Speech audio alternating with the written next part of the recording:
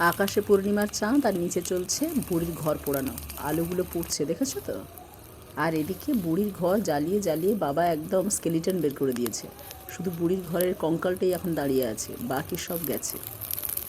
মনে মনে যার যা ইচ্ছে আছে, মানে যত অশুভ শক্তিকে হারানোর ইচ্ছে আছে, সে সব কিছু এই সময় করতে পারো। আমাদের টাইগার বেচারা আলু পোড়া খাবে বলে দৌড়ে দৌড়ে পাগল হয়ে গেল। আপাতত বাবা বাঁশ নিয়ে লেগেছে ওই আলুর ওই মালাটা খুঁজতে। সে যে কোথায় ঢাকা পড়ে গেছে খুঁজে পাওয়া যাচ্ছে না।